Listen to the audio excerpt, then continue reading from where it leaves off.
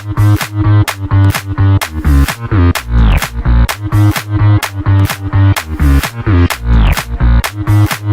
are here to celebrate 11 simultaneous events, 25 cameras, and 13,000 colleagues, unified and proudly African. Welcome to the most colorful celebration of the year.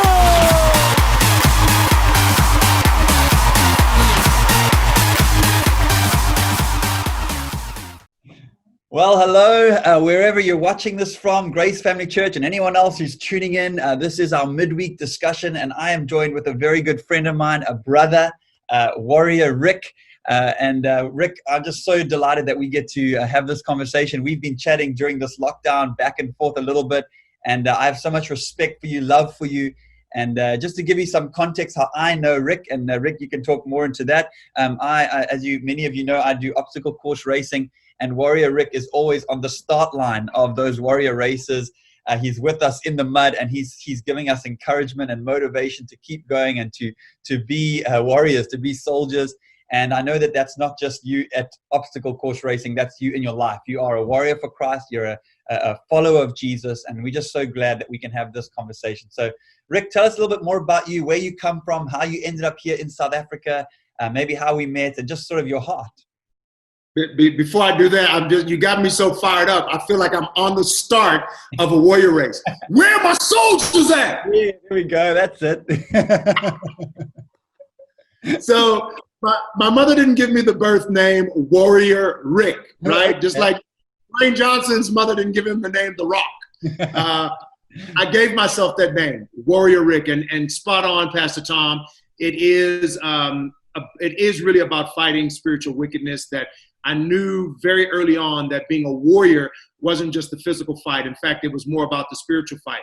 It came upon me at the warrior race, but long before that, I was, born and raised in Berkeley, California, and I was always looking for the limelight, coming out of the shower with a towel on me, jumping on my mom and dad's bed, singing, preaching, dancing, just a lover of life. And it was interesting when I had a friend visit me from Berkeley, California, where we grew up together, and he came to South Africa. And he came in 2011, 2-3 years before the first warrior race. And I mentioned to him that I was doing a lot for people in South Africa behind the scenes. I just remember my friend shaking his head and just going, you weren't built, you weren't made to be behind the scenes. And soon after that, a gentleman by the name of Peter Swart he says he's from Centurion, but no one was born in Centurion in the 60s. He was born in Brakpan. Let's keep it real. Peter's from Brakpan. And Peter Swart asked me to be the MC of the warrior race. I don't think he knew what he was getting. Maybe he thought he was just getting an African-American with some, motivation that he had seen on YouTube. But it turns out what he got is exactly what you said at the opening, Tom. He got a warrior for Christ. He got somebody who, was open and vulnerable to the opportunity to help change lives. Right there on the start line, I had people coming to me talking about they were cancer survivors. Some had lupus, some were grandmothers, grandfathers, some overweight, some too skinny, some just freaked out of their minds, scared, and just wanted to be fearless. And I found my calling, Tom. I found my calling perhaps for the second or third or fourth time at the start of that first warrior race. And now 8 years later, I continue to inspire and motivate people to help transform their lives. And it doesn't matter if it's an individual or an organization. I am that pebble in the pond. And all I want to do is get those concentric circles to touch at least one person. Wow, that's great. And you've done a lot of work with school kids as well. You're involved there. You've done a lot of work in areas of social justice. I remember us running around a warrior race with our red tutus on. I think it was for gender-based violence. Correct. Correct. Yeah. So that was in Nelspruit. That was in Nelspruit around near Women's Day in August. That's right. I remember that. I love on your website. It says that you're all about inspiration, motivation, and transformation. And I see that in you. And I just want to honor you as well, because this is not something that's just a job for you. This is, as you say, this is a calling. It's who you are. It comes out of you. You cut Warrior Ric, and he's going to bleed motivation and hope. And I think hope is a powerful thing, especially in our world. Now, you've been doing some work around, COVID-19, looking at what is a post-COVID-19 world look like? We all know we're not going back to normal. We're going back to new, to something different. Just talk a little bit about what that looks like for you now, and how you see things moving in South Africa. And then we're going to dive a little bit deeper.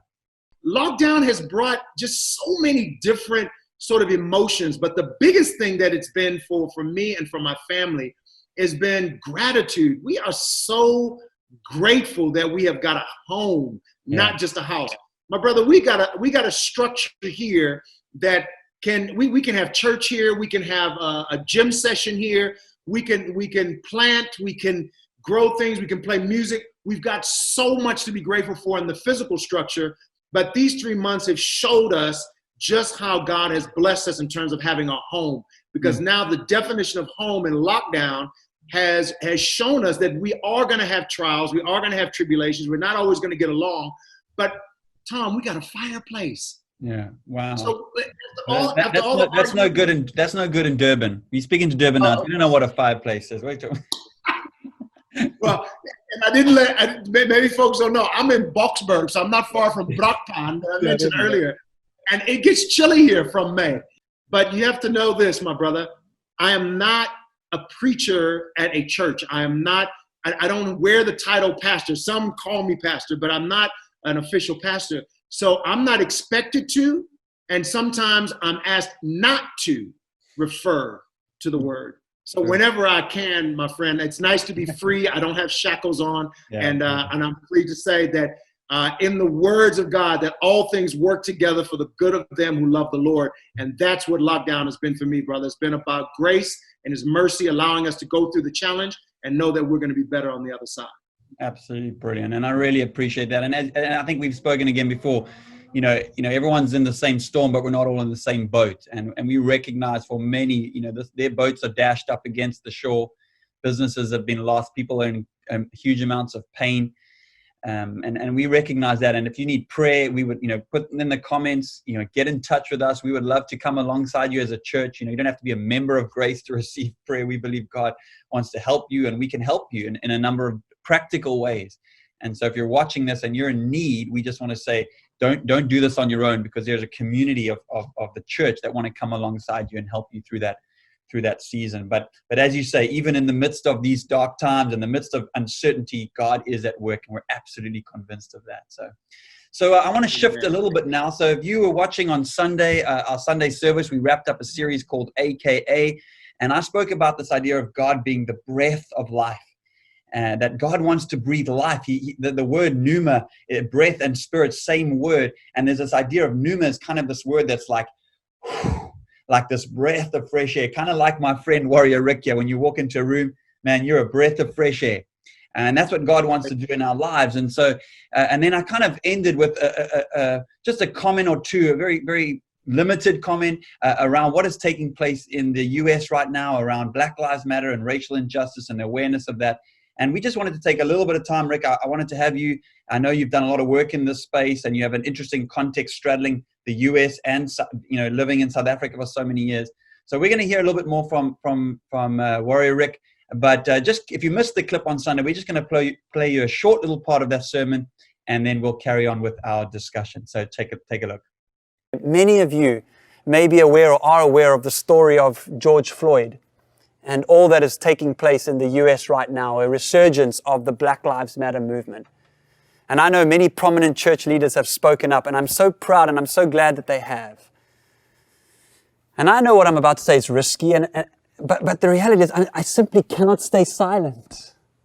I mean, isn't it interesting that the hashtag going around now around George Floyd is the hashtag I can't breathe?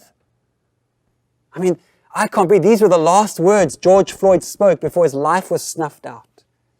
And you might say, oh, Tom, why are you being political now? Or what about the media or the riots? Or what about, you could name any other social injustice or tragedy. Or, hey, this is an American thing. No, it's not.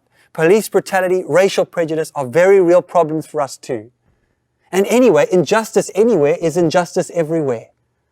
And honestly, I don't care what George Floyd did or didn't do. No human being on the planet deserves to be treated that way. It's as simple as that. And like T.D. Jakes says, black people are not asking, or people of color are not asking the police to not arrest them. We all know there are bad people of all races out there that need to be arrested, should be. But what black people are asking, I think, is not that people aren't arrested, but that black people, people of color, are not tried, convicted, sentenced, and executed on the sidewalk. There is systemic racism in our world and in our country. And I believe it breaks the heart of God. I think silence from the white community, from any community, is tragic. And the lack of empathy is just, it's astounding. It's ungodly. And so when justice around the world when injustices are screaming, your life has no value, then the church cannot remain silent. Apathy makes excuses, but love finds a way. And this is what it means, I believe, to be a breath of fresh air in our world. And as Andy Stanley says, he says, perhaps George Floyd, like many characters in the Bible, many other characters in history, may just accomplish more in his death than he did while living, because his death destroyed our excuses and his final breath was an invitation to you and I. I know it's complicated. I know it's complex. I'm happy to discuss this further, really. But what I do know is that I can't breathe should never be a hashtag, because God is the breath of life, and God wants to breathe his life into every single human being on this planet, made in his image. All right. Well, if that's the first time you're watching that, I understand that this is a complex issue, and certainly I know, and I think Rick, you would say the same. We're not experts on this stuff, and I don't think there's any perfect way to have these kinds of conversations. But as I said, I think the church cannot be silent when injustices are screaming that someone's life doesn't matter. We have to say something. And I think so often the church has had a history of being complicit or even participated in injustice and silence. I don't know which is worse. But we just want to take a little bit of a deeper dive into this. And I guess my only prayer is that if you're listening to this and you have an away reaction, or you say, oh, now we're getting political, or, this is not about race, and why can't we just not, all get along and all that stuff. I get that, but I would just pray that you would just have an open heart and just say, if there's a pushback, just to have the bravery and the courage to say, God, why am I pushing back against this? And maybe, hopefully, God would kind of reveal something in this conversation that Rick and I are going to have. So, Rick, talk to us about, your Black Lives Matter. Obviously, you are a person of color. You grew up in the States. You've been living in South Africa. What does it mean to you? I think the first thing is that, I try sometimes to actually divorce myself from being in that category, meaning that you almost don't want to be Black. I grew up Panamanian. So both my parents are from Colón, Panama, which is the Atlantic side of the isthmus of the canal. So that's why my birth name is Ricardo, not Warrior Ric, and it's Spanish, right? Because I'm a Latin American. But what's interesting about growing up as a Latin American in America, Latin Americans, if you watch them on television, look more like you, Tom. They either very light skinned or practically look white. And that's the Latin Americans we grew up with on television. That's what we grew up in terms of what we saw and what we understood to be Latin American, whether they're Argentinian, whether they're Chilean, whether they're from Peru. We might have seen some Native American coming through, but we didn't often see the Black Latin American.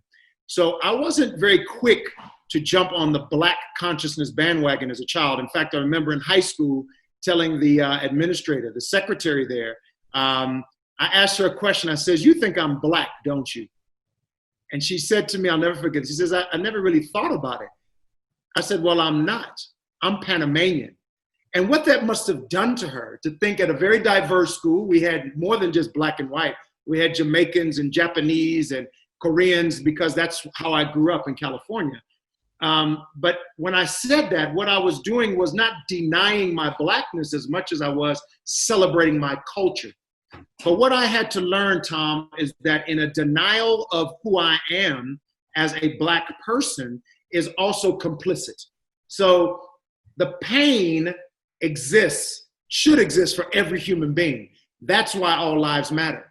The unique thing about Black Lives Matter is that the pain is so unique to a person of color like me that I'd be willing to deny my Blackness to not be seen as either a criminal or a victim of police brutality. And yet, as I got older, I realized that I was not different or unique from the Black experience. That white people saw me as Black before they saw me as Panamanian or Latin American. And that's why I had to coin the phrase for myself, African Latin America. It didn't matter how many times I ticked other when I was asked on a forum, a government forum, of who are you, Black? Are you white? Are you Asian? I would tick other, but it's because I'm an African Latin American. With Black Lives Matter, I am deeply and emotionally moved and connected to a Black consciousness because I know what it is to be discriminated against because of color, not because of my education, not because of my articulation in language, which oftentimes you get people say he's Black, but he's articulate. He's so well spoken. He's so well spoken. Yes. What's unique about the Black culture is it doesn't matter what class you are, whether you are rich or poor, whether you are poor Black trash, or whether you are called the N-word or not called the N-word, you are Black. And when you are Black, you are disadvantaged. There is no such thing as previously disadvantaged. In 2020, everywhere around the world, you are disadvantaged. And the reason why you're disadvantaged and the reason why Black Lives Matter too, TOO, is because you are profiled. No one is seeing me as an African Latin American, as a Panamanian, as someone who speaks Spanish, as Ricardo, before they see me with those prejudicial eyes that says, Black man. Yeah. So, and that's really, and you've had that. I mean, as you say, you grew up, you were well educated, you went to Stanford University, all that stuff. And yet still you've had many times in your life where, you told me the story about someone, they asked you, are you a gang member? Not someone. What do you mean someone? If it was you and I could have a joke about it, right? I could even punch you in the face if I wanted to. It was a police officer, Tom. Yeah. That's the difference, brother. Yeah. You see, the difference is that, we can have these squabbles at a bar, we can have a squabble at the church, but when it becomes a person of authority, when it becomes a person that belongs to an institution, that's where the real challenge lies.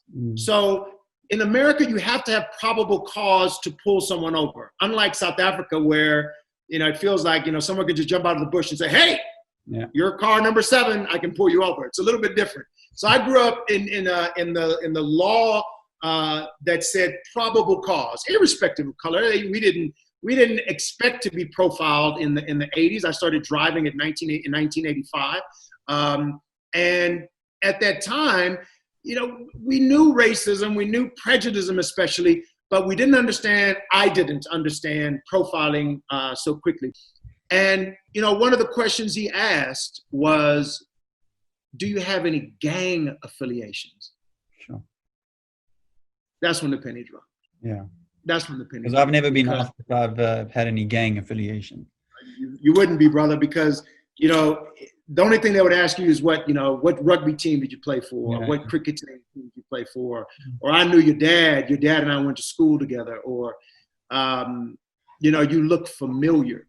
Can I just come? I think you said something that really important there, because I think where a lot of people get their kind of backs up around this, and this is where we need your help in a sense of, they'll say, well, I'm not racist, because, I'm nice to, I have lots of, Black friends or whatever, there's always that statement, I'm not racist, but or whatever, but there's this idea of like, I don't have any hatred or I don't have any prejudice towards. Now, I think personally, the line between good and evil runs through the heart of every person. That prejudice runs through the heart of every person. I think every single person on the planet, regardless of race or background, has the propensity for prejudice. So, but if you say, well, hey, I treat all people well, and I grew up, my parents didn't teach me to see color. I didn't see color, and we'll come back to that statement and why it can sometimes be unhelpful. But I think where people struggle is when they hear racism, they think of personal racism. And I think what you're talking about here is much more than that. It's systemic racism. It's the fact that, I can walk down my street and no one on the WhatsApp group in our neighborhood is saying suspicious man walking down the street. But if there's a person of color walking down the street, our WhatsApp group goes crazy.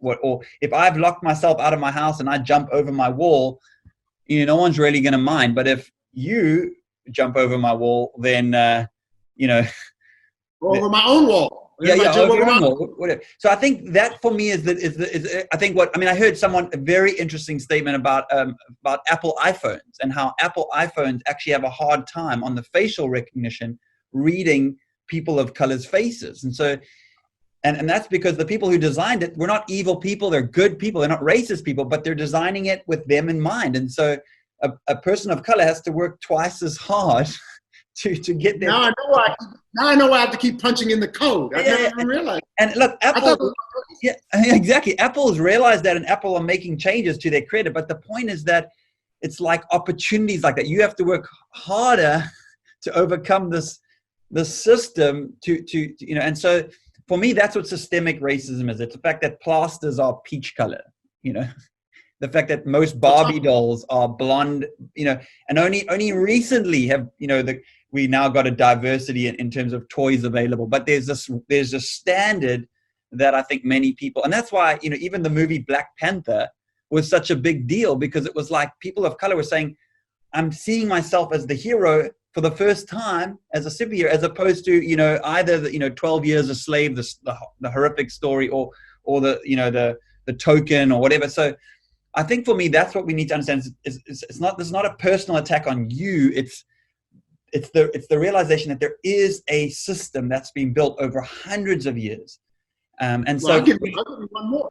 I'll give you one more, Tom. Sorry to interrupt you. It's not a personal attack on the police officer who pulled me over. Yeah. He's doing his job. Yeah. I didn't want to punch the officer. I didn't resist the arrest. I wanted to punch the system. I wanted to break through. And, it is systemic racism, and it is something that I don't call out often. But the beauty of Black Lives Matter is that as much as I want us to all get along, in the famous words of Rodney King, who was beaten at the hand of police officers in South Central Los Angeles, and it wasn't because of what they got on tape. No one went to the streets and rioted and looted for the beating of Rodney King. They went to the streets because of the acquittal of the chief of police, Daryl Gates's henchman, who beat that man to a pulp. And he still asked, can we all just get along? Yeah. That's all lives matter, Tom. That's what all lives matter is. Of course we can all just get along. And of course we are all human beings. But the question is will you consider maybe not being non-racist? Perhaps maybe you can take it a step further and be anti-racist. And I think that speaks to the core issue, because it's not that all lives matter is untrue. It's just that it can sometimes be unhelpful, because until Black Lives Matter, all lives matter isn't true. And so it's like, there's so many analogies. I just wrote a few down. There's so many analogies that have helped me in my own journey from racist to recovering, let's call it that. There's the idea of a house that's burning, and you call the police and say, my house is burning, and the person says, well, all houses matter. Let's do a blanket hose. Let's hose the whole neighborhood. Yeah, it's true. It's just unhelpful when your house is burning, or my leg's broken, and then everyone says, well, my legs also matter. Yeah, but and I think that's there's so many good ones.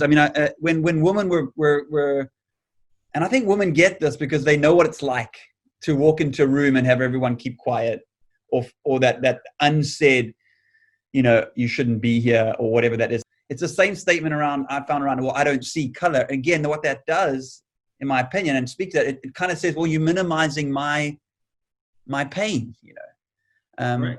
And just from my side. And you minimize my colorfulness. Yes. Because I had to learn. Remember at the top of this, I said I had to learn to come out of denial, because I was in a system that did not praise Blackness. So I want to be who I am. Culturally, I am Panamanian. Yeah. But when I said Panamanian, I was doing it to deny my Blackness. So I want you to see my color, and I want you to recognize that I'm proud of it. Yes. But that took a long time. Tom, I'm 55 years old, brother. This only came into play in my late 20s and 30s that I started to recognize what Black consciousness meant. And it didn't necessarily mean revolt, and it didn't necessarily mean Malcolm X or Martin Luther King. And this, I think, helps perhaps our believers who happen to be white, want to do something, who want to do more than just be non-racist. I mean, come on, man. If to be non-racist is the lowest common denominator, you know, to say that Black Lives Matter doesn't even get to the point that you want to have equal rights. That's not like just my life. Can I exist? Is that okay if I exist, or is that too low? Because I'm just asking for a little bit above existence, just a little bit over existence, so that I matter. And then maybe we can talk about equality. But even in the 60s, we didn't even go for equality.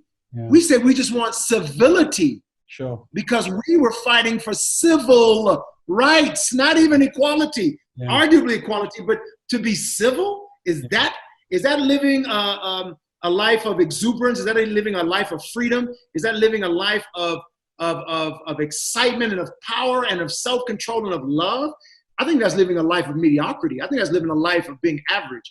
And there's no man, no woman that should ever have to feel like they're average or they're mediocre or mundane because of a system that says because of your color, you have to be placed at this level versus others that are higher level. So you say it clearly, and it's clear as a bell when I hear All Lives Matter. I think what I would love for the church to get in this is that it's okay if you haven't experienced racism. It's okay. And it's okay if you feel like maybe it's gone overboard. It's okay if that's what you feel like. But really go to your prayer corner. Really, really examine other people beside yourself. Yeah. Perhaps it's time to stop just thinking selfishly about, how, you're so safe and you're so sound and you have a wonderful home and everything is hunky-dory and you're tired of people infringing on your space. You're tired of things not being normal, and for you, I don't know what normal is, but, Jesus never experienced normal in his lifetime, and I'm trying to live a life of Christ. And with him, he was looking for challenges. He was looking for the opportunity to walk with people who were not the Sanhedrin or who were not the Pharisees and those who, spoke for the church. He was there to help those who were distraught. He was there to help those who had less than. And when we think about that as believers, maybe when things are not so comfortable and things are not so normal, that's when we need to step up and say, why? Well, why is it this way? And how can this happen? Yeah, and I think that's so important. And again, there's a grace in this. Like I don't think guilt and shame is an effective tool to move people at all. I don't think that white people should feel guilt and shame for a history that they weren't necessarily contributing toward. But it is about acknowledging that there are still systems and structures in place that are prejudiced. And I think it's not a guilt thing. It's I see my privilege as an opportunity that I can use to advocate for people. I love our church. One of our things is we have a manifesto where we say, I see the church. And one of the statements is, I see a church that combats and agitates the oppressive structures of this world by accounting for the hope that is within us, that's Jesus, and by erecting in the teeth of those structures signs of God's new kingdom. And I guess that's what do I do? It's just about erecting signs of hope, signs of God's new kingdom, combating and agitating those oppressive structures. Because, and again, from a theological point of view, the church has a very complicated history with racial prejudice. I mean, especially in our country. I mean, and people think, well, that was a long time ago, or 1994 was a long time ago. How long are we going to? But the reality is it's not a long time ago. It's not as long as we think. And I think in South African context, I mean, most of the people of color friends that I have, their moms, many of them were domestic workers. They're the first generation to go to university. They're the first generation. And so, they watched their mom go off to parent some other people's children, and they weren't. So it's still very, in the context of history, it's not that long ago. And again, that's not about guilt. It's not about shame. It's about understanding that George Floyd and the riots that are happening, and again, I don't condone violence. I don't think it's the way. I think Martin Luther King, showed us that. But you got to understand where the pain's coming from. It's not just one person's death. It's history repeating itself. I mean, this came out again a few years ago, and I guess that's what I'm trying to help people understand, is that there's context to this conversation going on. I don't know what that resonates with you. The the reason why you and I are having this conversation is because we want to be better. Yeah. You want to be better, Tom. I want to be better. And you and I agreed that if we could openly, honestly, and in a vulnerable state, share stories, share experiences, share history, that perhaps we could maybe just change the life of one person. Yeah. And the reason for that is because we know we serve a miracle working God. Yeah. It is not about me. It is not about you. It is about what we can do in the body of Christ to be able to share our love. And I love what you say, that it's not about guilt. It is not about shame. It is about sharing love and experiences, even when they're painful.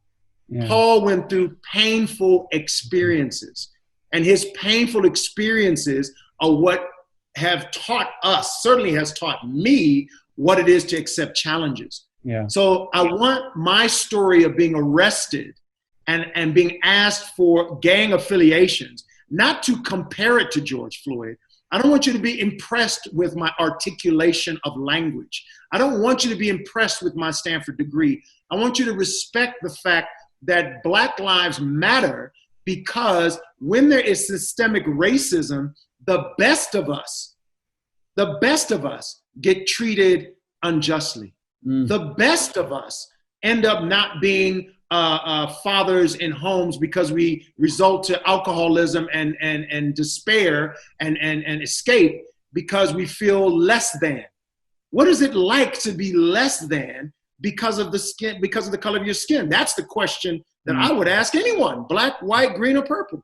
Yeah. What would it be like for you to be treated less than because of the color of skin? Not because you got an F on your Afrikaans exam, but because of the color of your skin. How would that make you feel? You see, I've had the personal experience, but I've had nothing compared to George Floyd, who lost his life. Ahmaud Arbery, who was running in Georgia near his grandmother's home, jogging. And you see what happens is that we try to say, well, how could that be? He must have done something wrong. Yeah. No, he was gunned down by two white civilians in the back of a pickup truck. Even if the man had gone out and murdered someone, it is not their duty.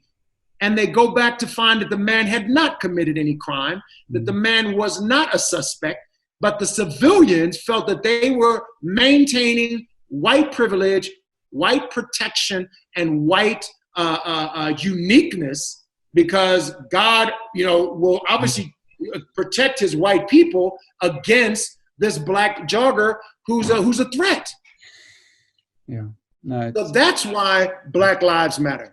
Yeah. And when our people in the church and outside the church, believers and non-believers, say, but George Floyd was a criminal.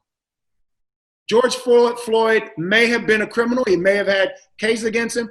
Officer Derek Chauvin may have been a very bad cop. And that's not what's at issue here. What's at issue here is that you did not perform your duty as a police officer to serve and protect the community.